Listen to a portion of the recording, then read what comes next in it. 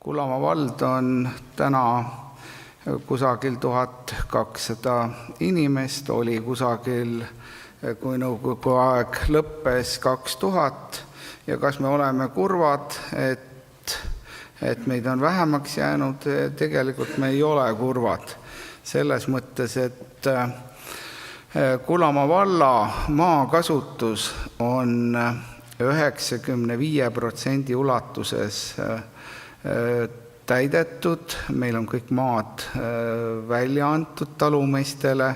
Ma kasutan talumeest nüüd sellise mõistena kui majandusüksusena, kui vanasti oli mõis. Tegelikult meil on nii aktsiaseltsi, osaühinguid, FIE-sid ja nii edasi.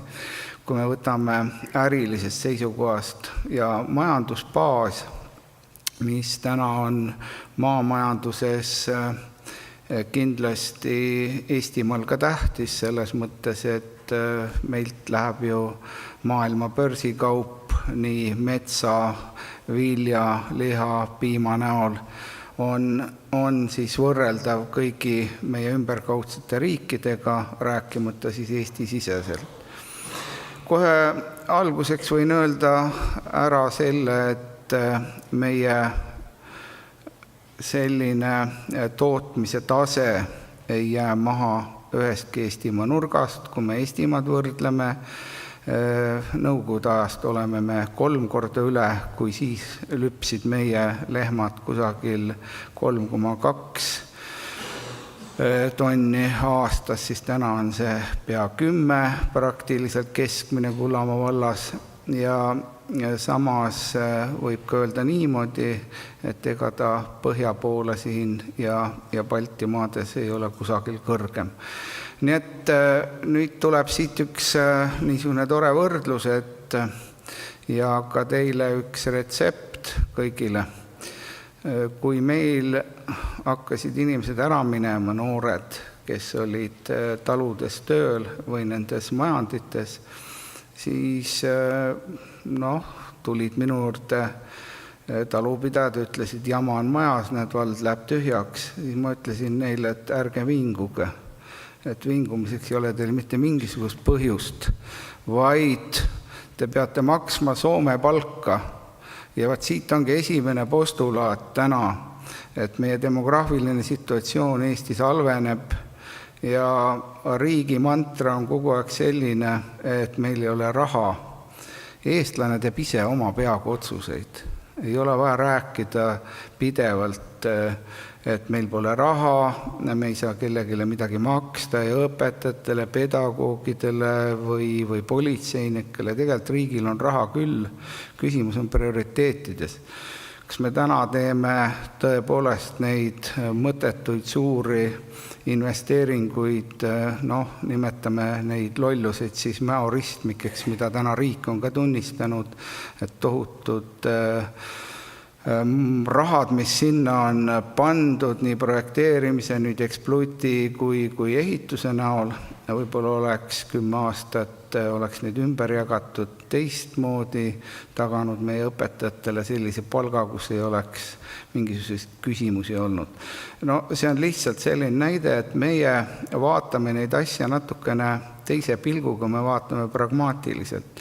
Alguses tekitas see vastuolu, ütlesid, mis sa linnamees õiendad, et sul on hea rääkida, aga kui ma ütlesin, et kuulge mehed, ma ei ole sugugi linnamees, et teie olete siin kuskilt sisse tulnud, et ma olen 40 aastat siin talu pidanud küll hobitaluna, ühe jalaga küll Tallinnas, aga nii nagu Ardo Aasmäe siin ütles, et pole vahet, kas sa oled Tallinnas või praktiliselt ümberkaudses vallas, sest 70 kilomeetrit tegelikult on see piirnev ala, kus meil on kõik käejala juures, rahvusvaheline lennujaam, kõik kultuurikeskused Tallinna näol, me saame seda kasutada.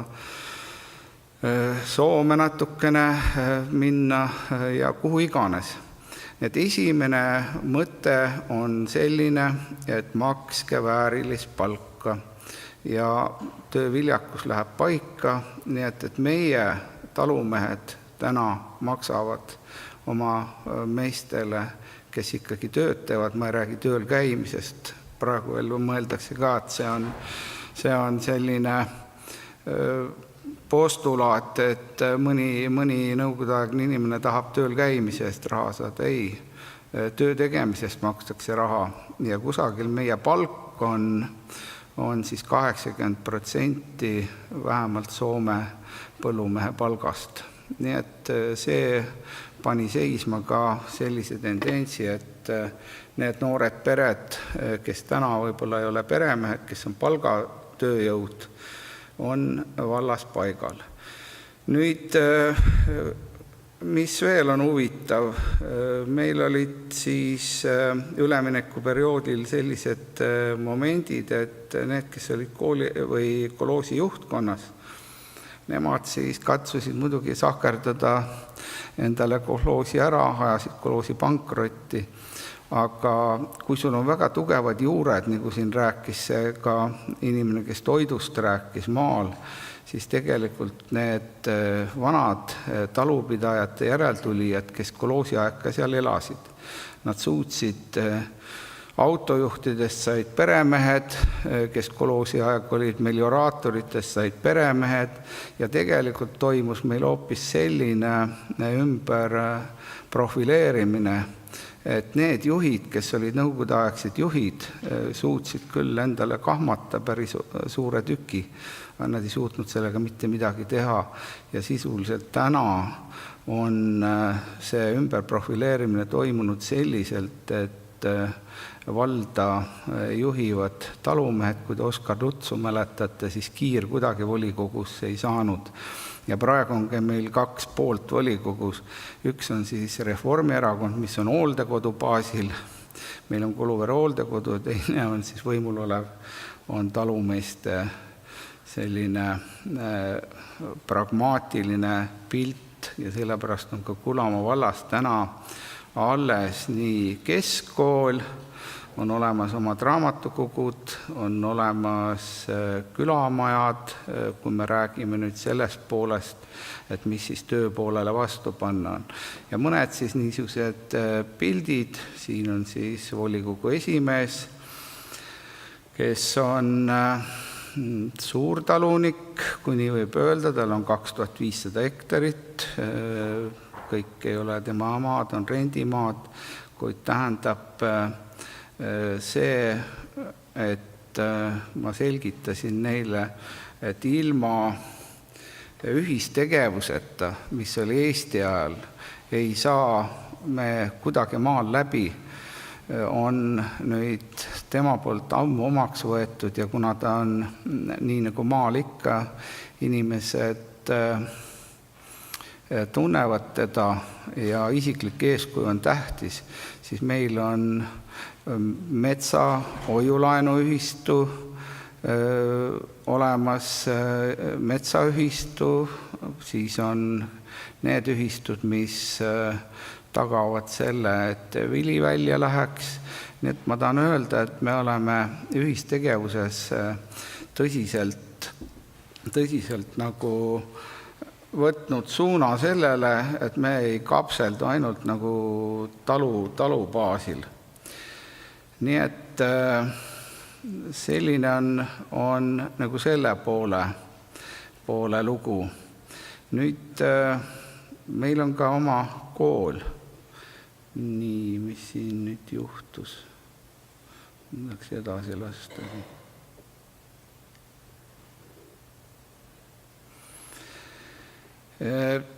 Nii Kullamaa valla, ma lasen siit, et te lihtsalt näete, missugused on meie arvnäitajad, aga koolilugu ma tahaks natukene rääkida edasi selles mõttes, et koolilugu on huvitav sellepärast, et meie kool oli pandud sinna nimistusse, et kool peaks meil kaduma. Aga me ei leidnud seda, et ta peaks nagu kaduma ja igal pool, kus me ka kohtusime nii asekantsleri, kantsleri kui ministriga, siis me ütlesime, et me ise nagu toimetame oma kooliga nii, nagu me peame vajalikuks. Ja tänu sellele on meil praegu nagu kool alles, meie kool on hästi tubli, ta on väike, aga nagu te näete, meie kool on üle 300 aasta vana, tegelikult haridust on antud, aga sellisel kujul on ta nii nagu nõukogude ajast, aga selle väikse kooli on lõpetanud 5 last kuldmedaliga, 25 hõbemedaliga. Meilt on siis välja kasvanud ka sellised tuntud tegijad, keda teiegi teate, nii Eesti õiguskantsler Allar Jõks, kui siis täna on Riigikogus härra Riisalu, kes võtab igal pool sõna. Järelikult maakool on selline kool, kus võib nagu õppida ja mitte midagi häda ei ole. Nüüd te küsite, et mis siis maarahval viga on. Maarahval viga polegi mitte midagi muud kui see, et meie niisugused ootused oleksid sellised, et ei oleks riigis pidevalt tõmblemist. Ja see tõmblemine peaks ära kaduma selles suhtes, et inimesed saaksid kedagi uskuda. Täna ei ole kedagi uskuda, sest kui haridusminister, olles kaitseminister, ütleb, et valetada nagu võib, nii palju kui süda soovib. Näete, kui ilus on meie kultuurimaja, ma vahepeal ütlen. Mitte kehvem kui see saal siin. Ja kuna meie kultuurijuht on väga tunnustatud ja austatud inimene, siis on ka meil pidevalt näitused nii Kumust kohale toodud kui mida iganes. Ma tahan öelda, et me ei ela nagu puu otsas. Siin on meie eakad siis ka peavad oma pidu ja tunnevad ennast hästi. Aga ma jõudsin selle valetamise juurde. Häda on see, et maainimene on küllalt umbusklik ja kui talle korra valetatakse või öeldakse, et valetada võib, siis ta nagu riiki ei taha enam hästi uskuda. Ja see on nagu jama. Selles mõttes, et ta elab riigist mööda ja kui ta riigist hakkab mööda elama, siis tekitab see meile kõigile probleeme selles mõttes, et ta on väga pragmaatiline ja meilt kusagil 3-40 noort käivad täna Soomes tööl, kes tegelikult võiksid vallas või Tallinnas töötada. Õnneks on nad küll sellised, et toovad oma rahad meile valda tagasi ja kui ma ütlesin, et praktiliselt on valla selline elanike arv vähenenud 30%, siis üksikisiku tulumaks on meil korralikult tõusnud. See on nüüd selline maja, kus nagu me siin oleme ka natukene rehepapid heas mõttes ja kasutame Euroopa Liidu võimalusi. Maainimesed pole nii rumalad, et nad neid ei kasuta. Selles majas on olemas siis perearst, iluteenindused, kõik need vajalikud funktsioonid alates siis raamatukogust, konverentsisaalist ja nii edasi, ta paistab väike, aga ta on peaaegu 2000 ruutu suur. Nii et kõik need asjad on olemas ja inimesed kasutavad seda võrdlemisi hoolikalt. Meil ei ole selliseid tühju korterid, nagu te paljudes Eestimaa paikades näete. See sõltub sellest. Kõige aluseks on majandus. Siin on külamajad, mis on korda tehtud Euroopa Liidu rahadega, need on väga väärikad ajalooga majad ja neid kasutatakse siis selliselt, et nad ei seisa tühjana. Nüüd ma tahan öelda, et meil on ka kontaktid inimestega, kes otsustavad palju ja nagu te näete, siin on täna meil 2 elus olevat presidenti, mõlemad tihti külastavad meie valda selles mõttes, et neid võetakse hästi vastu ja neil on mugav ja mõnus seal olla.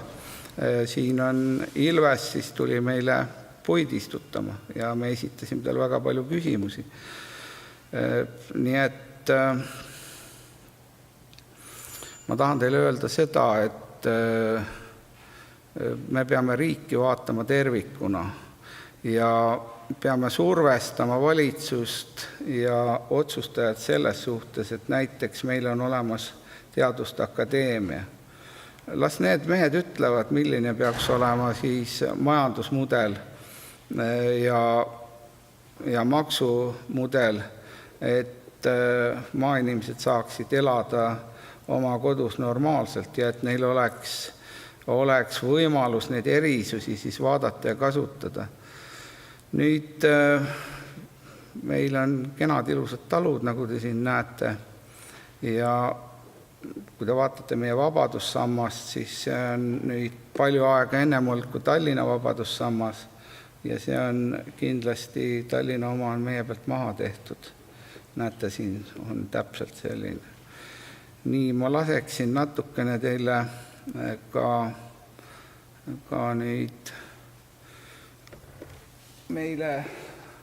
meie siis valla asutamisdokumendid on alla kirjutatud siis president Rüütli poolt ja Rüütel ei ole kunagi keelanud enda osalemist ka meie üritustel või sündmustel ja ma tahan öelda nüüd seda, et tänu sellele, et Rüütel on ikoon, on maainimestel kusagile nagu vaadata.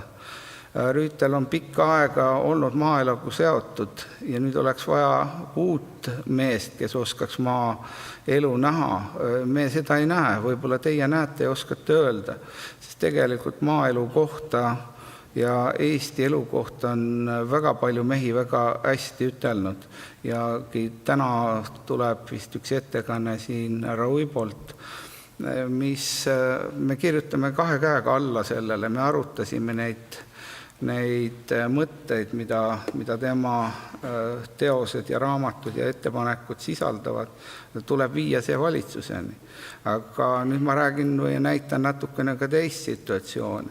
Vaat selline on meie kevad, sealt peab tulema siis ja sügis välja vili, inimesed peavad koju jõudma, näete siin lähevadki koolilapsed koju, kummikud jäetakse põõsasse, sest lihtsalt keeruline on minna. Igal kevadel siis on selline asi, et meie teed praktiliselt kaovad, nagu te siin näete. Aga mida see tähendab? Tegelikult ressurssi riigil on. Me peaksime nagu koos vaatama seda, et inimesed saaksid maal liikuda.